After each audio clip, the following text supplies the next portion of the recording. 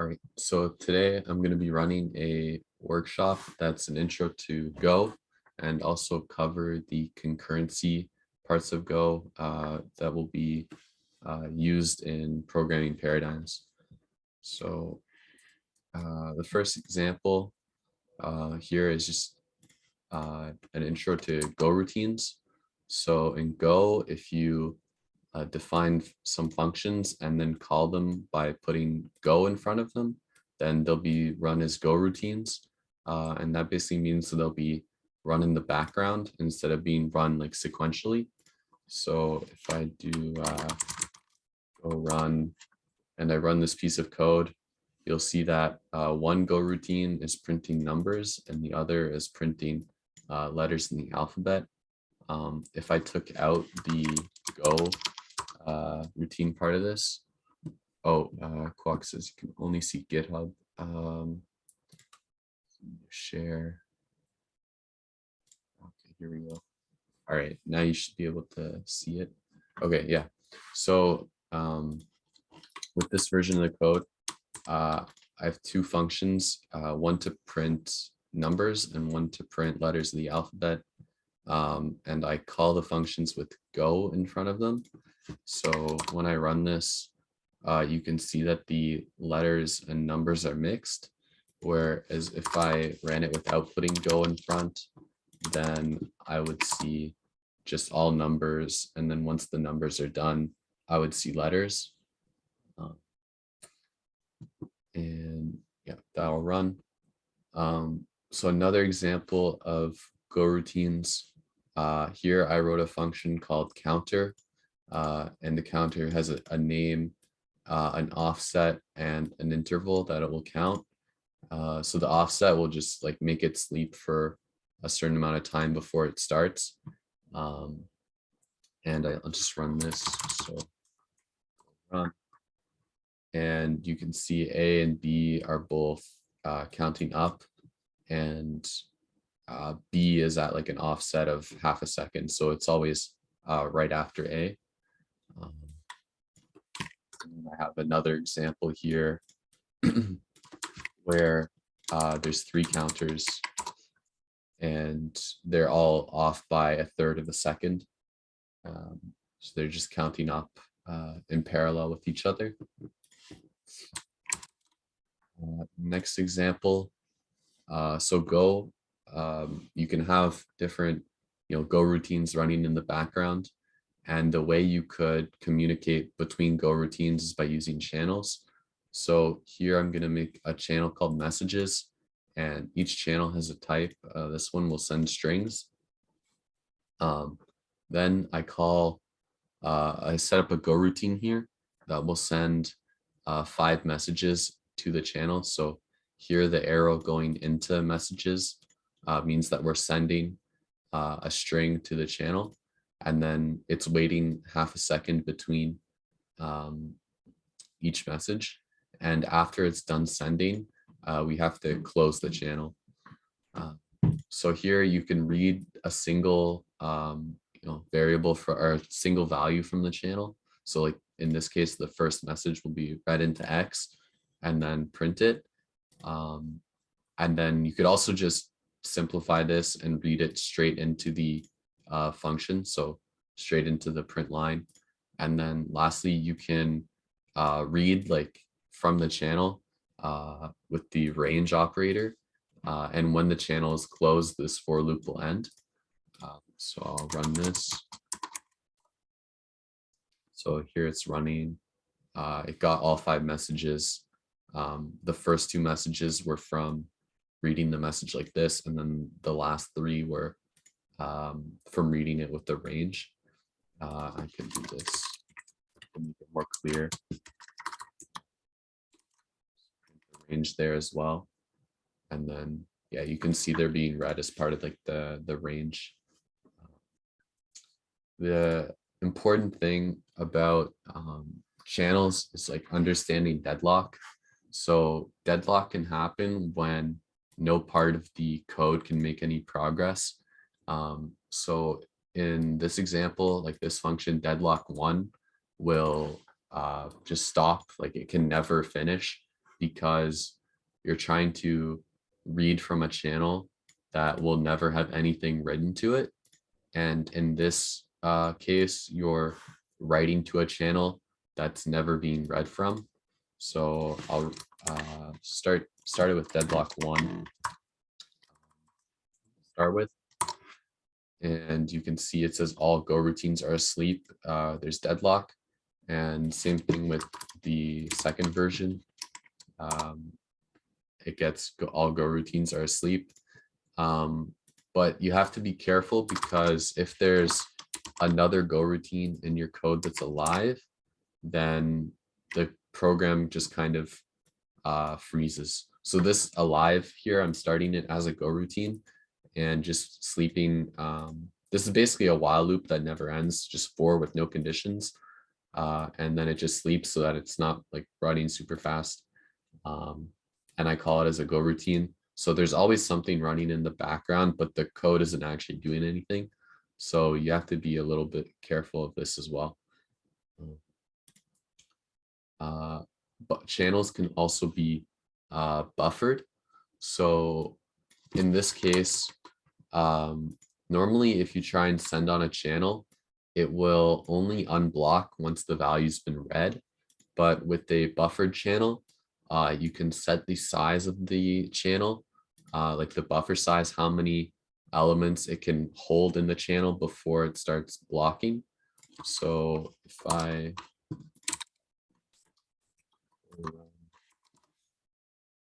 then here you can see that it sent 1 to the channel and it didn't deadlock. Normally, if you did this without a without a buffer and you ran this, you would get deadlock, because it can never receive anything. But with the buffer, it works, and I can uncomment the second one. So since something's already been sent to the channel, the second thing will cause deadlock again. So yeah, you have to be reading, and like eventually the buffer can run out. If you don't mind. Yeah.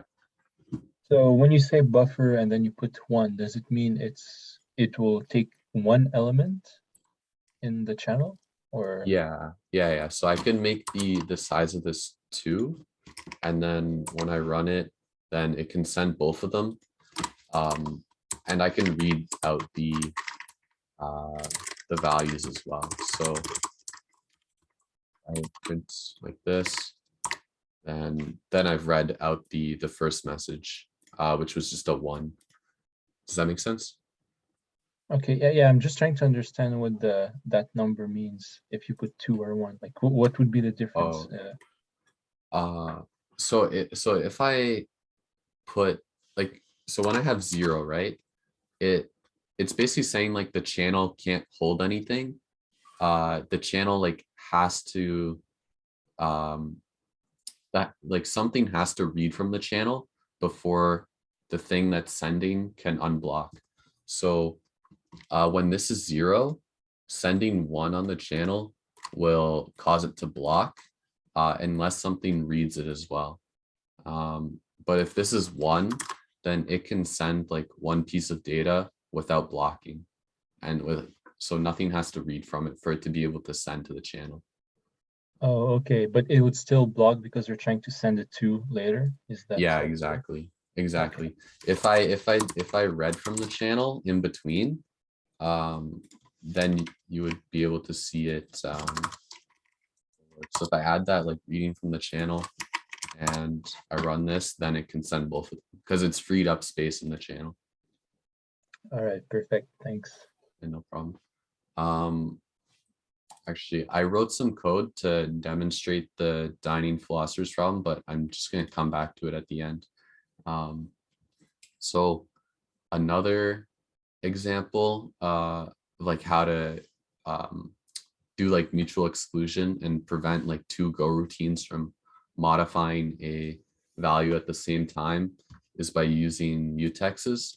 So mutex is like a lock. When the lock is like enabled, no other Go routines can use the lock and modify the data. So in this example, I have a counter with a value 0, and the counter also has a lock or a mutex attached to it. And I call the increment method with the name A and the name B. So when I run this,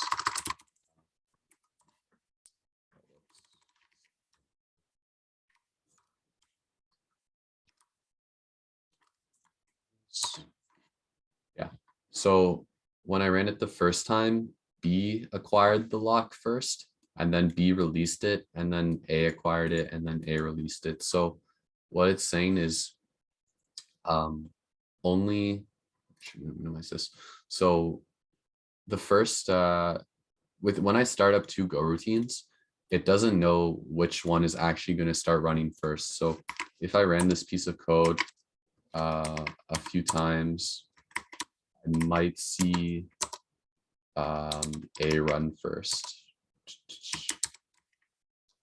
Depends, like it's not always guaranteed to be B that runs first. But having a lock around the value makes sure that only one of the like increments can happen at a time. So yeah, you're never going to run into issues where both are trying to modify the value at the same time, and it could break. Another like tip when working with locks is that your method that wants to use the lock, it's kind of useful to use defer to unlock it, just because if you do that, you're not losing track. It's easy to lose track of if you're actually unlocking something or not.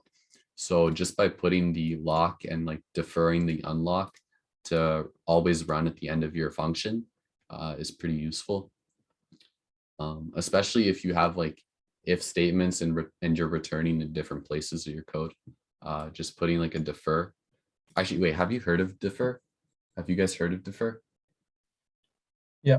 Yeah. Okay. Yeah. So you know what it does, and this is just like a tip to use when you're dealing with mutexes. Next example is a wait group. So here I start. I create a wait group and I add like a count of 2 to it, and then I start 2 Go routines, and at the end of each one, I call wait group.done. And the first Go routine just like sleeps for 2 seconds and prints finished A. And the second one waits for 3 seconds and then prints finished B, and does wait group.done. And in the like main part of the code, it just prints waiting and then calls wait group.wait. And then at the end, it says finished A and B. So if I run this,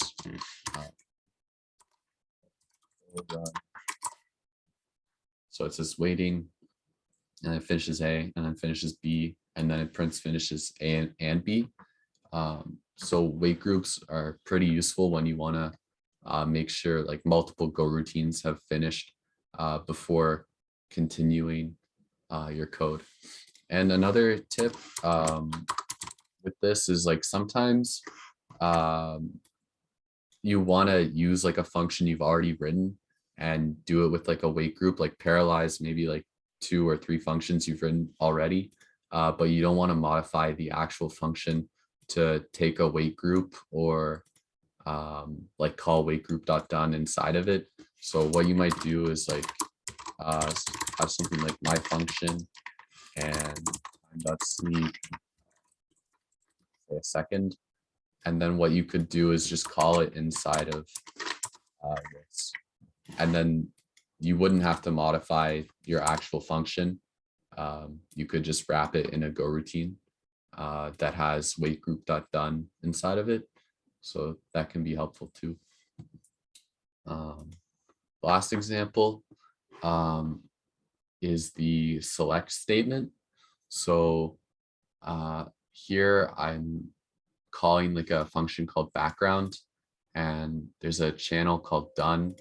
And when I send like a value of true to the channel, then it should stop whatever's happening inside of this background Go routine. So here it's printing like a tick every second or half a second. And after the main function sleeps for 5 seconds, it sends done to the channel. And then here in the select statement, we call ticker.stop, and then it stops this whole for loop. So that's pretty useful as well. Yeah, so basically you can use the select statement to choose between different channels and only execute one at a time.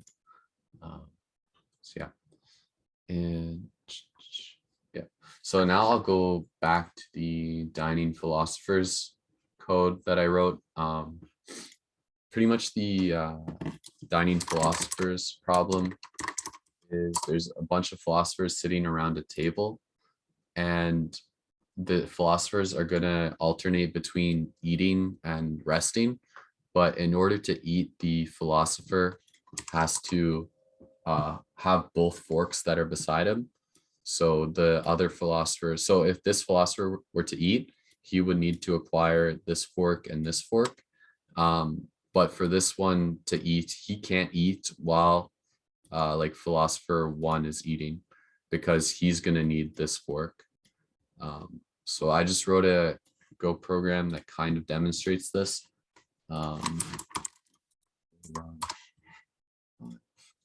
Yeah. So the way I kind of structured it is like these, if these were the forks, like the 5 kind of columns here are the forks, then for one to be eating, he has to be holding these forks. Yeah, so here it's like 1 was eating, then he gave back the forks, then 5 started eating, and 4 and 3, and then here like 1 and 3 are eating, here 1 and 4 are eating, but none of the forks are ever shared between the philosophers.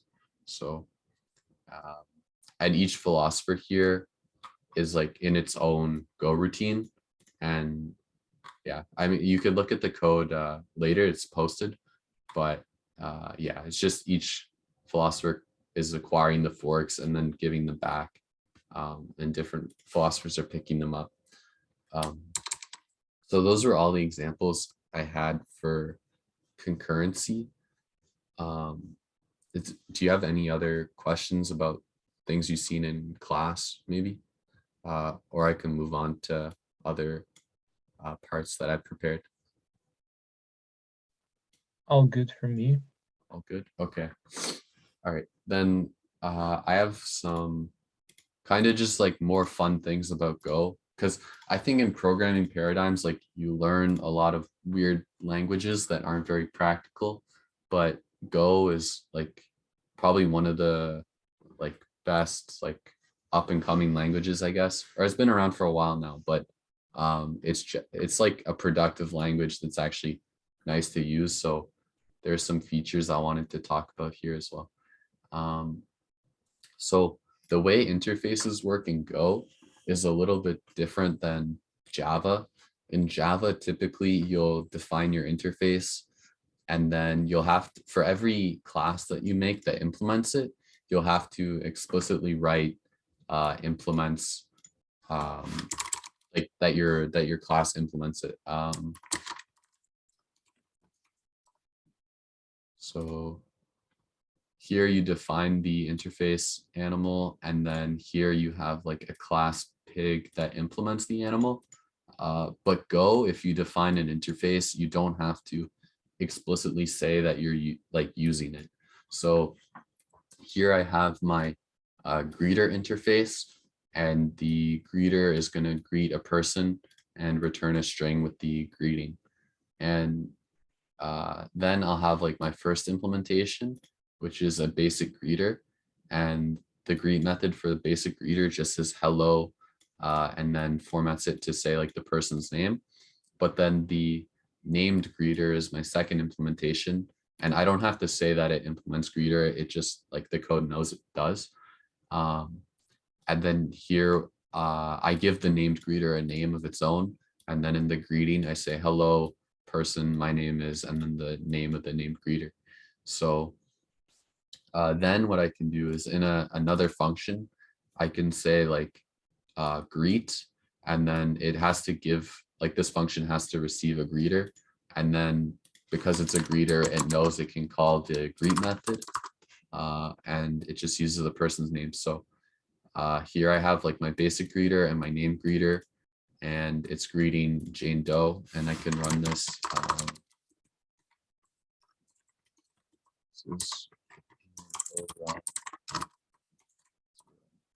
So yeah, and then here we get the two greetings that we expected. A real world kind of use case of interfaces are the IO reader and the IO writer. So these are two interfaces from for doing like input and output operations in Go. So the reader is anything that has a read method, and an IO writer is anything with a write method. So here I've written my function called duplicate, and it expects an IO reader as an input and an IO writer as an output, and then how many times to duplicate the data. So because this is using interfaces to like as arguments, it doesn't have to know what the actual input is and where the actual output is going, because it knows that those things have a write method and a read method. And this read all is just like a helper method to read from an IO reader and get all of the data out of it. So hopefully this function makes sense. And then what I'm doing with it is for my input, I want to open the hello world.txt file. So I have that file right here. It just says hello world in it. And then I'm going to duplicate it to the standard out, which is just the terminal. So if I run this, then you can see it like writes hello world to the terminal 5 times. And this could be like anything that implements the IO writer. There's another interface that I might talk about a bit later, like a HTTP response writer. So if you have like a web server that's handling HTTP requests, then you're going to get a interface for writing the like response to, and you could like easily use that as like a replacement to os.standard out. And then here's like another example of using a strings.new reader. I think it might just be strings.reader is the name of the struct, but that also implements the IO reader. So I could duplicate whatever's inside of there as well to the standard output, and then you can see the output here. So that's like I don't know, I just think like this feature is really nice.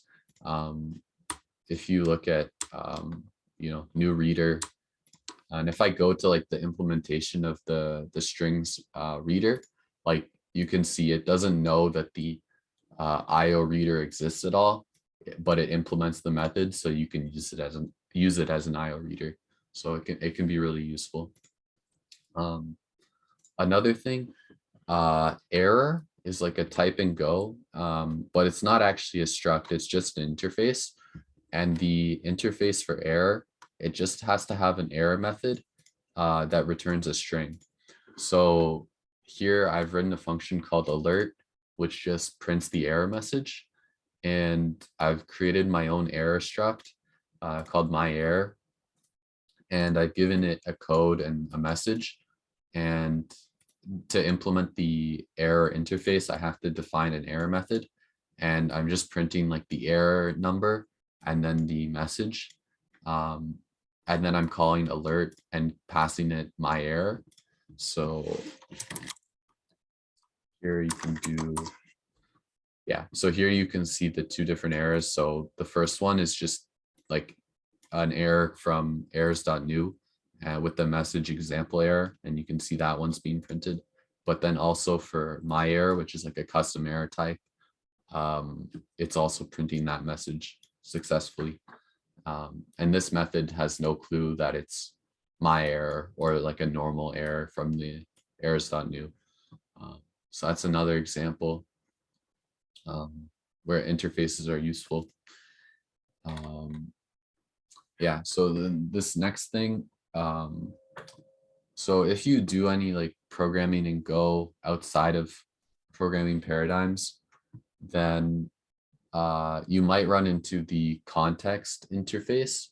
So what contexts allow you to do is kind of handle like closing, like basically managing, like stopping things early, sort of. So if you get like a HTTP request that comes into your server, it might have a context attached to it. And if for some reason that HTTP request gets canceled, or like the connection goes down, then every kind of other thing that your code is doing, you might want to shut that down as well and like chain it together in a way. So I have this function called do something, which accepts a context and a message. And I'm using a ticker to, do something every second. And here, like every time I get a tick, I just print my message. But then I have another case where if the context ends, then I say do something canceled, and I stop the ticker and I stop the like loop from running.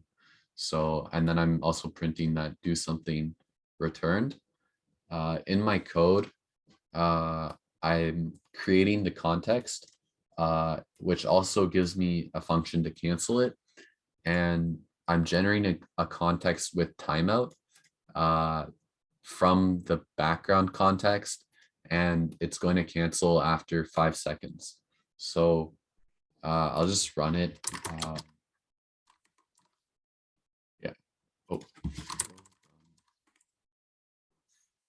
So if I run it, it's printing AB. And then it says, after the 5 seconds is up, this is going to cancel. And then these loops will all cancel. And I put in some code here to cancel it early. So as soon as I hit enter, it will call the cancel function. See that. So here, if I hit enter, then it's going to call the cancel here. Again.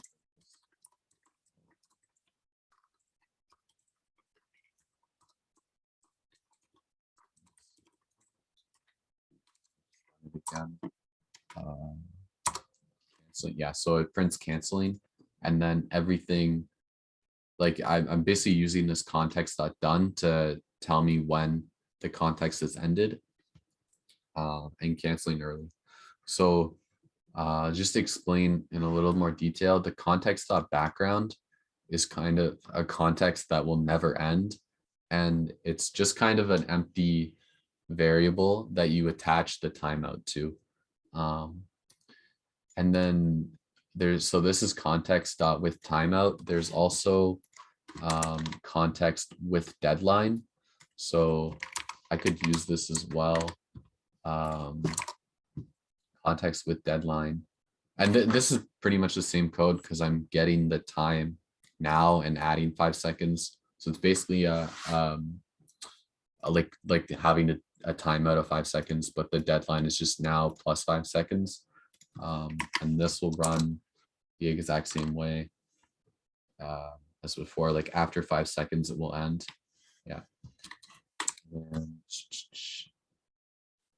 there's a few other things you can do with context. There's a context with value,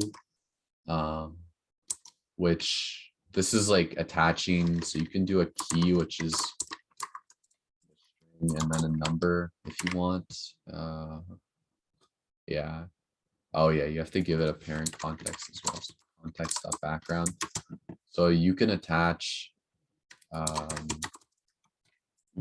values to your context and then access them up here. I think it's context.value and then key. So you can get values from your context like this.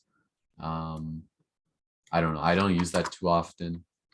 There's also context with cancel. Context with cancel. And this one is just like you're not setting a deadline or a timeout, but you want to have you want to be able to cancel it whenever you want. Yeah. So context is useful, but you might not need to use it ever. And I just have the next part. Yeah, I wanted to like just show a hello world example of HTTP server in Go. So Go is really nice because Go routines, like, they add concurrency to the language, and it makes writing like a web server that's efficient in Go like super easy, because you can pretty much handle each HTTP request in its own Go routine, and parallelize it like very effectively. So yeah, this is one of like the more common uses where Go is used in the industry. Like it's used for building web servers.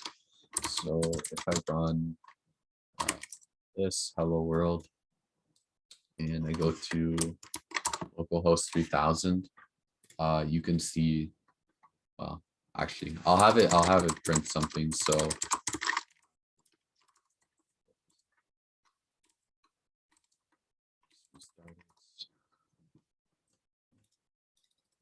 okay, so if I refresh that a bunch of times, then you see it prints hit in the console, and it's pretty fast. Like obviously it's just running on my local network, so there's not really any latency, but yeah, you can spam it and it's like no problem.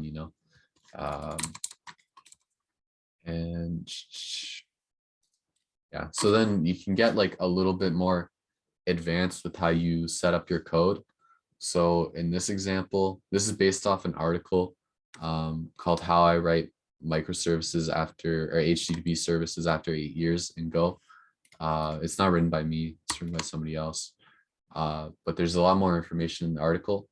But pretty much what the article says is you could define your server as a struct and add like any kind of dependencies you need. So normally this would be like access to a database or something like that, or access to like an authentication service. You could put your dependencies on your server like this, and then to define your handler functions. So back in like this example, a handler function is just what's returning the hello world and like getting the incoming requests. So you can define your handler functions through methods on your server.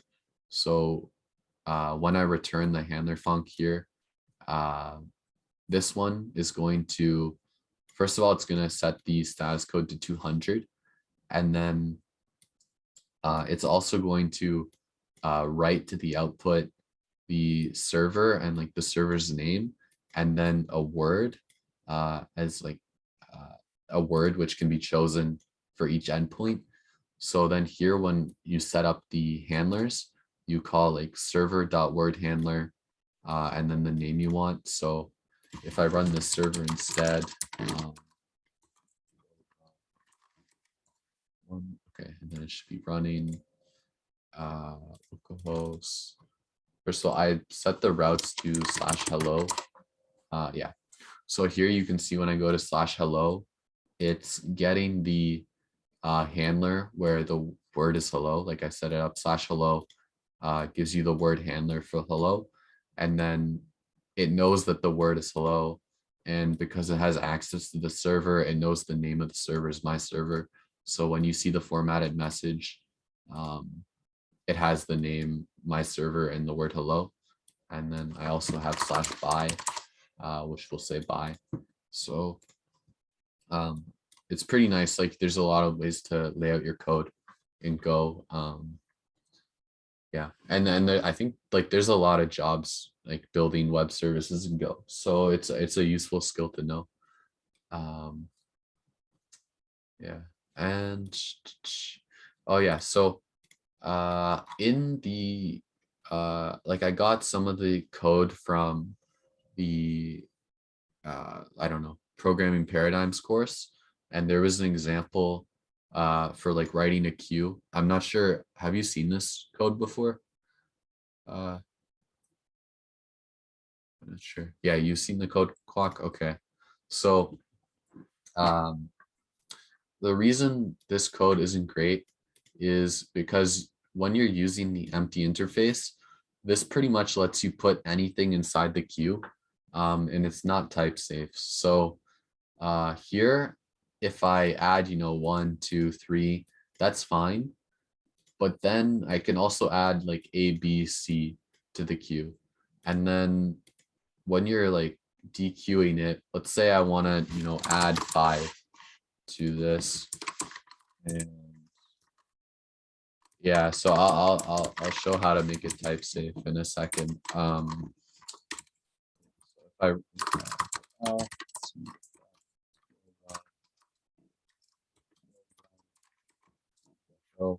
so you can see panic interface conversion. Interface is a string, not an int. So it's not type safe. Yeah.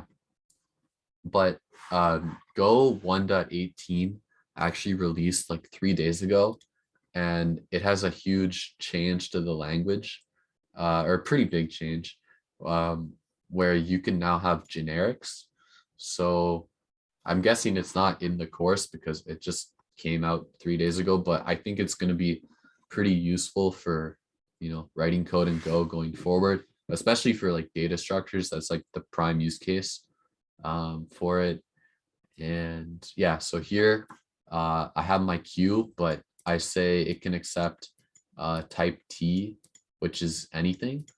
And then you can also modify this to, I don't know, IO. Like you can put interfaces here and it won't complain. But now like when I try to use it with ints, like int doesn't implement IO readers. So, but you can use any here. And then items is a list of T, and T can be, anything.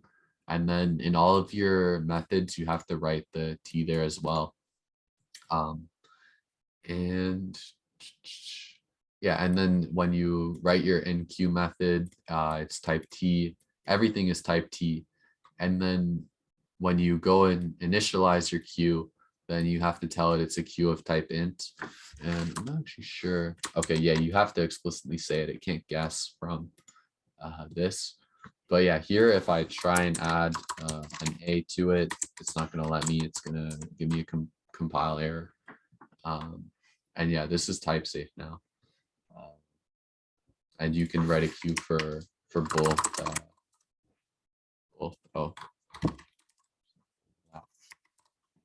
so it's type safe now. And but like obviously you have to have 2 separate queues. Yeah. So I don't know. I think generics are going to be cool. And I guess the last example I have, last piece of code, is modules in Go. So if you're creating a bigger project in Go,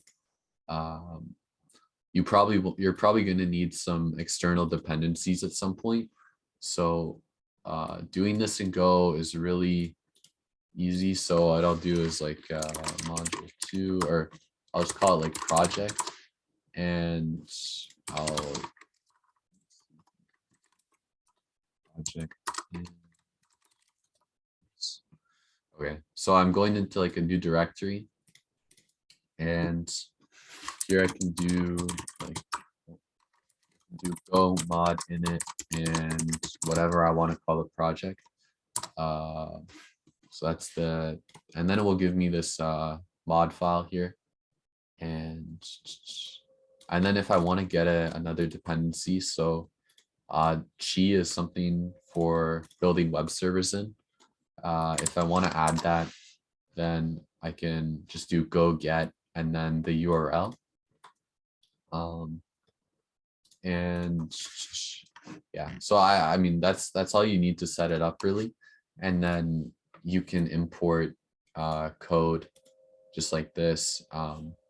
It should autocomplete for you.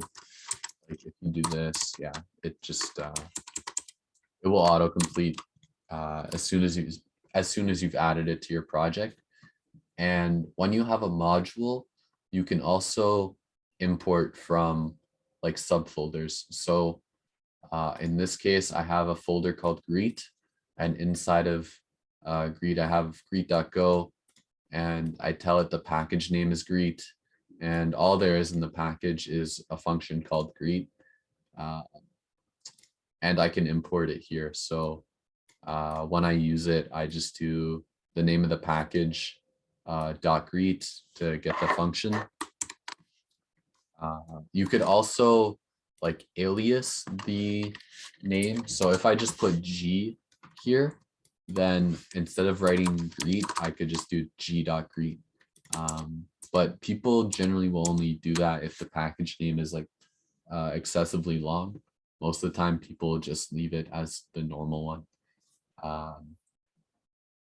Yeah. Okay. I think that's everything I prepared. Are there any questions before I stop the recording?